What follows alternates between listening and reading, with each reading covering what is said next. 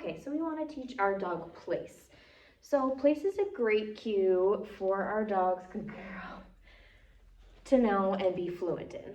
I use place all the time when I'm cooking, so my dogs aren't under my feet. You can use place for when people come over, so you can ask your dog to go to your place, so the jumping on visitors subsides. And it's just a great cue to have. It does work us up towards doing some things like mat work. Dixie wanted to say hi. It does work us up towards doing those kinds of things. And it's just a great cue to have in my back pocket. If I'm at some kind of event or we're at a fire where there's people around and I'm afraid of her going places, I'm just going to ask her to go to her place. She, again, already knows this cue, but we're gonna bring it back to the very beginning. There are different ways we can teach our dogs to do things. So we're gonna use a little bit of luring and a little bit of shaping. So here's my placemat. First off, I'm just gonna go near it, kind of lure her onto it, reward her for being there. Right now, by keeping her here, by clicking and treating, I'm building her duration behavior. The other important thing about place or any of our cues is that we have a release cue or a release word. We want them to know that when I ask you to go to your place, you stay in that place until I release you. So typically, their word trainers like to use is break or free. You can use okay as well. I just try to shy away from using okay because it does come up in everyday conversations. So if you're using okay, you could be having your dog gonna sit next to you while you're out on a walk talking to somebody, or you have them in their place and you're keeping them there as somebody's coming in the door. If we use a word that we say all the time, it loses its meaning and they're not gonna keep doing the behavior. She knows when she goes to her place, she gets rewarded. So again, I'm gonna start over. I'm gonna ask her for a break to have her come off. I'm gonna go ahead and point her or lure her. She doesn't need the lure, but to do that break, we would place the treat to her nose, lure her on, click and reward when she's on.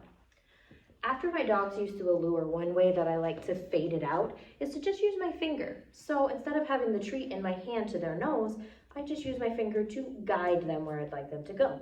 So again, to guide her, I just point and treat. And notice how I'm not asking her for a sit or a down. She's offering me a sit most of the time, which is great. But I want place to mean you just go there. I'll give you another cue after, such as sit,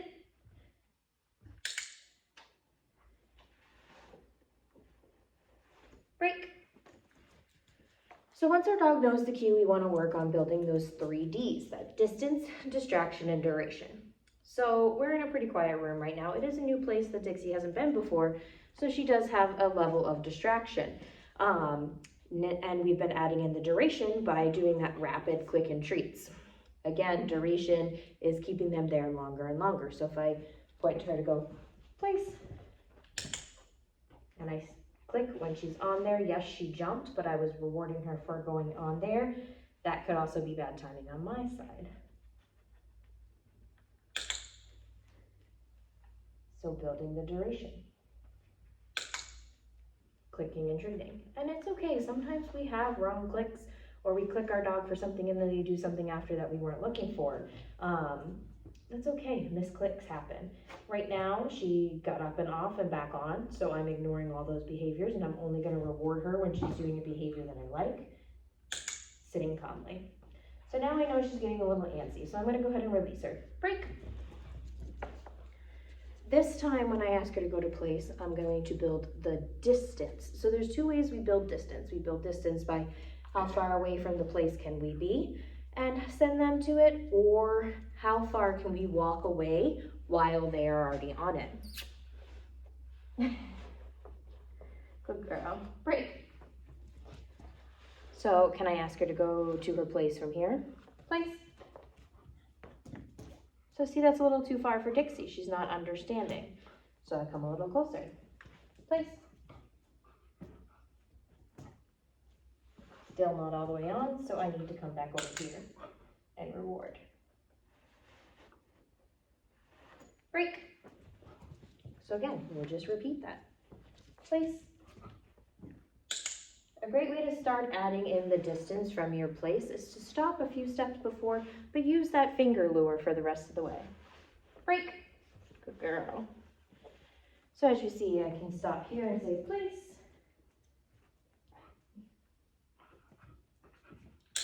Good girl. Our place is getting a little tangled. Break. And then the other way we add distance is, can we walk away from the place while they are on it? Place. Sit.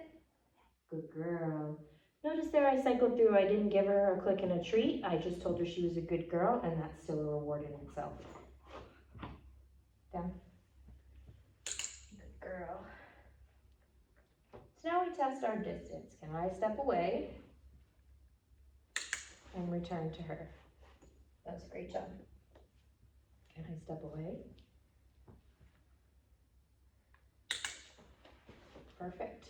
What I'm doing by adding in this distance is adding more depth to the cue by me being able to tell her to go to her place, and I can walk over to the door, let the person in, return to her, and she stays in her area. I am at a class and there's another dog going, or like a trial, ask her to go to her place, she stays there so I can walk away, have a conversation, work with the dog, and return to her. So not only is that distance, but we're also adding a duration. Break. When we add in the 3 Ds of training, we want to make sure that we're not adding them in all at once. We don't want to add distance and duration at the same time. Let's work on just distance. How far can we get away from our dog? Then duration. How long can they stay there? Say you've worked on the duration. The duration. You can have your dog lay there for a full 15 seconds without moving. Now you decide to add in some distance. I wouldn't walk 10 feet away and wait for 15 seconds because that's just making it too hard for them.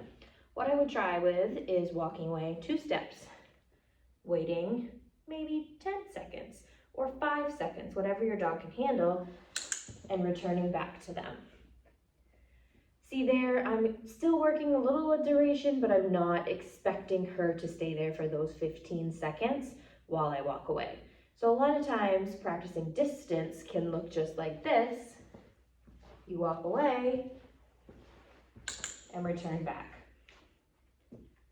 Remember, we want to set our dogs up for success and make it easier for them and easier for us, because it's frustrating when they keep messing up and we're messing up, and then you end up in a bad training space.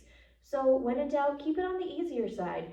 Do a few hard ones, then bring it back to something a little bit easier, just to keep both you and your dog happy and having a great time. Break.